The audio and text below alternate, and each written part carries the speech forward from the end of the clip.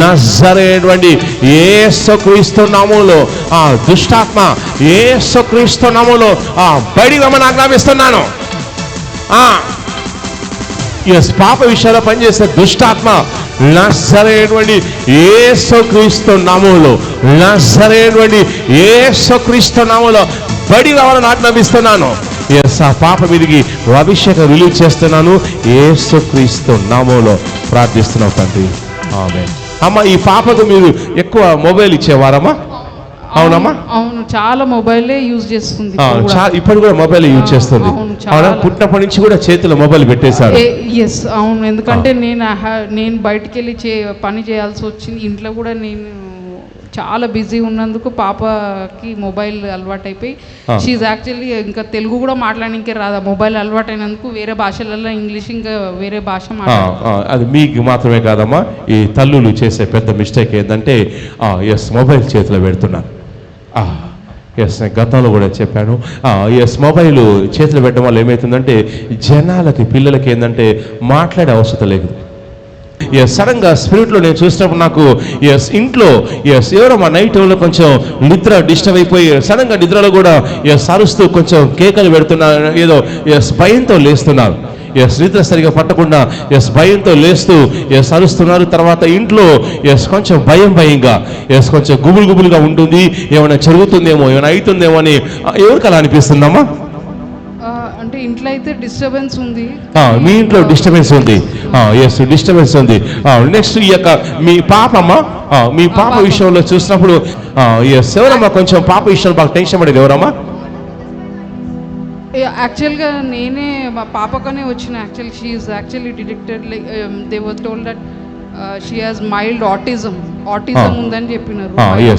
అయితే సాకులో నేను చెక్ చేసినప్పుడు ఏంటంటే మీరు ఇంట్లో కొంచెం డిస్టర్బెన్స్ లాగా నేను చూస్తున్నాను.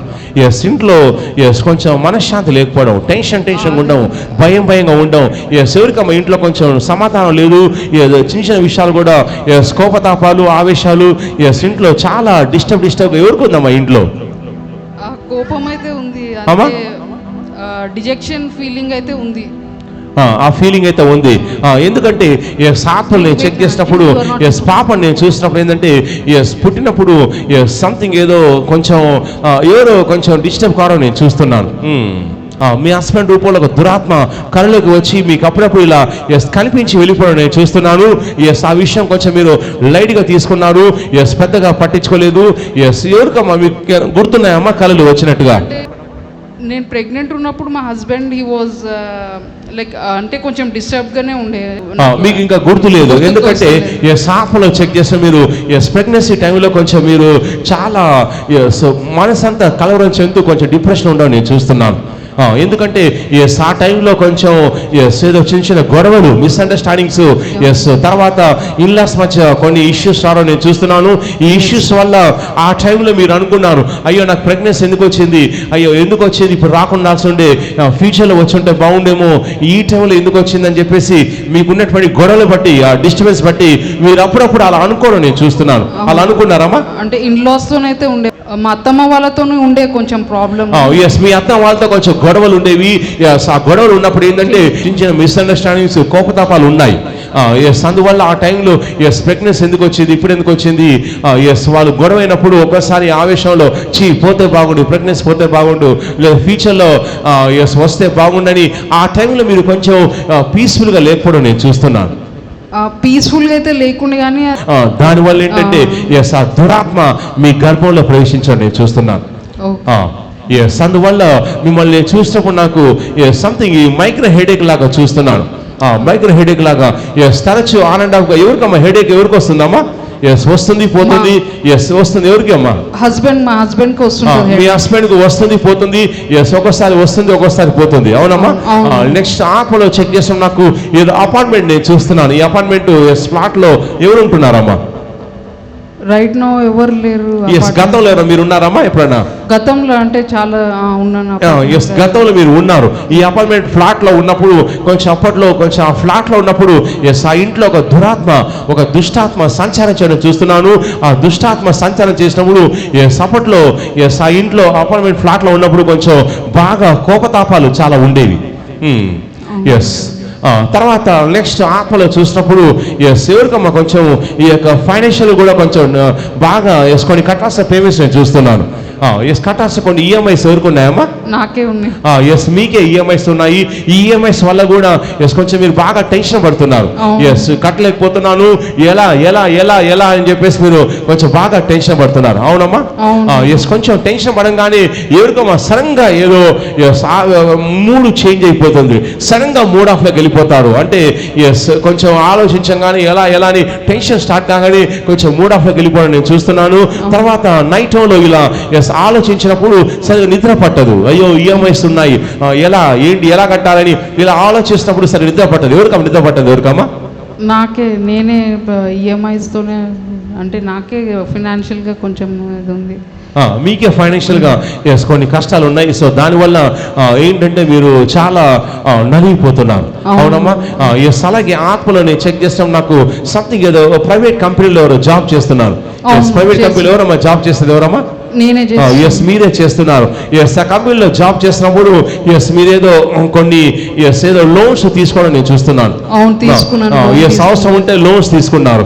ఇప్పుడు ఆ లోన్స్ కట్టాల్సిన ఈఎంఐస్ ఇప్పుడు ఆల్మోస్ట్ మీకు వచ్చే శాలరీ మొత్తం కూడా ఆల్మోస్ట్ లైక్ ఈఎంఐస్ వెళ్ళిపోయినట్టుగానే ఉంటుంది. అవునమ్మా? ఎస్ మీరు నెలంతా కష్టపడి అయ్యో జీతం వచ్చింది, ఏమైనా ఎంజాయ్ చేద్దాం, ఏదైనా బిర్యానీ కొందామని ఏదైనా కొనుక్కుందాం అంటే కూడా ఎస్ ఆ ఈఎంఐస్ అమౌంట్ పడిందో లేదో ఆ ఈఎంఐస్ కట్ అయిపోతుంది. ఒక్కసారి అనిపిస్తుంది ఏంది నెలంతా కష్టపడింది ఈఎంఐస్ కట్టడం కోసమేనా అని చెప్పేసి ఒక్కోసారి మీకు బాధ అనిపిస్తుంది. అవునమ్మా? జాబ్ దగ్గర కూడా కొంచెం చాలా ఎవరో మిమ్మల్ని టార్గెట్ చేసినట్టుగా ఎక్కువ మీకే పని ఇచ్చినట్టుగాను ఒక్కోసారి మీకు బాగా అలసిపోతారు. ఈ జాబ్ మానేస్తే బాగుండు అనిపిస్తుంది, కానీ మళ్ళీ మానేస్తే ఈఎంఐ సెట్టా? అవునమ్మా? సరేమ్మా, నేను మీకోసం ప్రార్థన చేస్తానమ్మా. Yes papa చూయించానమ్మా. ఎస్ పాప నెత్తి మీద చేయబెట్టానమ్మా. నెత్తి మీద చేయబెట్టండి. యేసుక్రీస్తు నామములో, యేసుక్రీస్తు నామములో ఇక పాప విషయంలో పనిచేసే దుష్టాత్మ, ఏ దుష్టాత్మ అయితే ఈ పాప విషయంలో పనిచేస్తుందో ఇక దుష్టాత్మను నజరేటువంటి యేసుక్రీస్తు నామములో ఆ దుష్టాత్మ యేసుక్రీస్తు నామములో బయటికి రమ్మని ఆజ్ఞాపిస్తున్నాను. ఎస్ పాప విషయంలో పనిచేసే దుష్టాత్మ నజరేటువంటి యేసుక్రీస్తు నామములో, నజరేటువంటి యేసుక్రీస్తు నామములో బయటికి రావాలని ఆజ్ఞాపిస్తున్నాను. ఎస్ ఆ పాప మీదికి అభిషేకం రిలీజ్ చేస్తున్నాను. యేసుక్రీస్తు నామములో ప్రార్థిస్తున్నాం తండ్రి. ఆమేన్. అమ్మ ఈ పాపకు మీరు ఎక్కువ మొబైల్ ఇచ్చేవారమ్మా? అవునమ్మా? అవును, చాలా మొబైలే యూజ్ చేస్తుంది. ఇప్పుడు కూడా మొబైల్ యూజ్ చేస్తుంది. పుట్టినప్పటి నుంచి కూడా చేతిలో మొబైల్ పెట్టేశారు. ఎస్ అవును, ఎందుకంటే నేను బయటికి వెళ్ళి పని చేయాల్సి వచ్చింది. ఇంట్లో కూడా నేను చాలా బిజీ ఉన్నందుకు పాపకి మొబైల్ అలవాటు అయిపోయి షీఈ్ యాక్చువల్లీ ఇంకా తెలుగు కూడా మాట్లాడడానికి రాదా. మొబైల్ అలవాటు అయినందుకు వేరే భాషలలో ఇంగ్లీష్ ఇంకా వేరే భాష అది మీకు మాత్రమే కాదమ్మా, ఈ తల్లులు చేసే పెద్ద మిస్టేక్ ఏంటంటే ఎస్ మొబైల్ చేతిలో పెడుతున్నారు. ఎస్ నేను గతంలో కూడా చెప్పాను. ఎస్ మొబైల్ చేతిలో పెట్టడం వల్ల ఏమవుతుందంటే జనాలకి పిల్లలకి ఏంటంటే మాట్లాడే అవసరం లేదు. తల్లులు ఇకలైనా మారండి, తండ్రులు ఇకలైనా మారండి. ఎందుకంటే మీ ఉద్యోగ సంపాదనలో, వ్యాపార సంపాదనలో ఏం చేస్తారంటే పిల్లల్ని వదిలించుకోవడం కోసం, లేదా ఇంటి హౌస్ వైఫ్ ఉన్నా కానీ ఏం చేస్తుందంటే ఇక పాప చేతిలో ఫోన్ పెట్టేసి ఇక అమ్మాయి నేను కూడా కొన్ని వీడియోస్ చూడొచ్చు, పాప కూడా వీడియోస్ చూస్తుందని చెప్పేసి ఆమె చేతిలో వీడియో పెట్టి చూసుకోని చెప్పేస్తున్నారు. ఆ చేత ఈ తరంలో ఎస్ ఈ చాలా ప్రాబ్లమ్స్ వస్తున్నాయండి. అంటే చాలా నాకు చాయిస్ లేకుండా చాయిస్ లేకుండా అయిపోయింది. అయితే అది మనం ఎన్నుకున్న చాయిస్. ఎస్ ఫోన్ లేకపోతే ఏం చేసేవాళ్ళమ్మా? ఫర్ ఎగ్జాంపుల్ మీరు 50 ఏళ్ళ క్రితం పుట్టారు, మీ పాప 50 ఏళ్ళ క్రితం పుట్టింది అనుకోండి, అప్పుడు ఫోన్లు లేవు, ఏం చేసేవాళ్ళు? నేను జాబ్ చేయలేకపోతుండే, అప్పులు ఎక్కువైపోతుంది. అప్పట్లో కూడా జాబులు చేశారు. గవర్నమెంట్ జాబ్ ఉందనుకోండి, జాబ్కి వెళ్ళాలి, ఏం చేసేవాళ్ళు? అప్పుడు అంటే వాళ్ళు ఎల్డర్స్ ఉంటుండే. నేను ఫస్ట్ అడుగుతానమ్మా, నువ్వు చిన్నప్పటి నుంచి మీరు ఫోన్ చూసే పెరిగారమ్మా మీ తరంలో? పిల్లలకు కార్టూన్స్లో 90% కార్టూన్స్ అవి దయ్యాల కార్టూన్స్. అవును, అది నేను కూడా అబ్జర్వ్ చేశారమ్మా. ఇప్పుడు లేటెస్ట్ గా తెలిసిపోయింది మీకు ఈ ఎక్కువ హాలోవిన్ అని అదని ఇదని ఎక్కువ 90% పిల్లల కార్టూన్స్ ఏవైతే ఉంటాయో అవన్నీ కూడా దయ్యాల కార్టూన్స్, అవన్నీ విచ్ క్రాఫ్ట్ కార్టూన్స్. సాతాను దురాత్మలు ఏంటంటే వాళ్ళు దూరి ఫార్మ్స్ రూపంలో కార్టూన్స్ చేసి పిల్లల్ని వశపరచుకోవాలని చెప్పేసి రిలీజ్ చేస్తున్నాయి. వినండి, పోయిన తరంలో ఏ ఫోన్ లేకపోయినా కానీ పిల్లలు పెరిగారు, పెద్దవాళ్ళు అయ్యారు. సో ఈ తరంలో వచ్చేటువంటి పెద్ద సమస్య ఏంటంటే పిల్లవాడు పుట్టంగానే వాడి చేతిలో ఫోన్ పెడతారు. ఎందుకంటే వాడు ఏదో డిస్టర్బ్ చేస్తాడు, ఈ అమ్మగారికి ఈ అయ్యగారికి ఫోన్ చూడడానికి టైం ఉండదు, ఆయన చేత పాప చేతిలో ఫోన్ పెట్టా వీళ్ళు ఫోన్లు చూడ. అవునా? మనం కూడా ఫోన్లు చూడాలంటే మరి వాళ్ళ చేతిలో ఫోన్ పెడతాం, ప్రశాంతంగా చూడనిస్తారు. ఆయన చేత మనం త్యాగాలు చేయలేకపోతున్నాం. త్యాగాలు చేయకపోవడం వల్ల ఏం చేస్తామంటే ఈ రోజుల్లో మీకే కాదమ్మా, ఈ రోజుల్లో దాదాపు 90% పిల్లలకు వచ్చే ప్రాబ్లం అదే. దానికి రెస్పాన్సిబుల్ ఏంటంటే తండ్రి లేక తల్లి. ఫస్ట్ తల్లి, తర్వాత నెక్స్ట్ తండ్రి. తండ్రి చెప్పినా కానీ వీళ్ళని తల్లులు ఎంతోమంది ఉన్నారు, వాళ్ళు వినరు. సీతమ్మలు వీళ్ళెవరి మాట వినరు. అవునా? ఫోన్ ఇచ్చేస్తారు, వాళ్ళు చూసుకుంటారు. తర్వాత ఏంటంటే వాళ్ళకి మైండ్ పనిచేయదు, నాలుగు పనిచేయదు. ఫోన్స్ ఎన్ని ఉన్నాయమ్మా? మా బాబుకు ఒకటి ఉంది, పాపకేమో ట్యాబ్ ఉంది. పాపకు ఇంత చిన్న ఏజ్లో ట్యాబ్ చేతిలో పెట్టారమ్మా? అయ్యా, మేమైతే చిన్నప్పుడు నల్ల ట్యాబ్ వాడేటోళ్ళం, ఇప్పుడు ట్యాబ్ చేతులు పెట్టారు. ఇకనైనా మారండి అమ్మా. పిల్లలకు మాటలు వస్తలేవంటే కారణం ఏంటంటే మీరే వాళ్ళ జీవితాలు నాశనం చేసేది. తల్లులే నాశనం చేస్తున్నారు, తండ్రులే నాశనం చేస్తున్నారు. దేవుడు మిమ్మల్ని తీర్పులోకి తీసుకొస్తాడు. ఇకనైనా మారండి, ఆ ట్యాబులు తీసేయండి, అవన్నీ తీసేసి నార్మల్ జీవితానికి అలవాటు చేయండి. కమ్యూనికేషన్ పెరగాలి. అదంతా కూడా చిన్నప్పుడు పుట్టంగానే, ఇప్పుడు ఏంటంటే పిల్లలు పుట్టంగానే ఓ ఫోను గిఫ్ట్గా ఇచ్చేస్తున్నారు. ఇదివరకు ఏంటంటే ఏదో ఆడుకునే బొమ్మలు ఇచ్చేటోళ్ళు, ఇప్పుడు ఫోన్లో గిఫ్ట్గా ఇస్తున్నారు పుట్టంగానే. దానివల్ల ఏమవుతుందంటే వాళ్ళకు వేరే ప్రపంచంతో ఎలాంటి సంబంధం లేకుండా, కమ్యూనికేషన్ నార్మల్గా లేకుండా వాళ్ళు అబ్నార్మల్గా పెరుగుతూ ఉన్నారు. ఎదుగుతున్న కొద్దీ వాళ్ళ సమస్యలు బయటపడతా ఉంటాయి. అప్పుడు పిల్లలు చాలా టెన్షన్ పడుతూ ఉంటారు. మారాలి.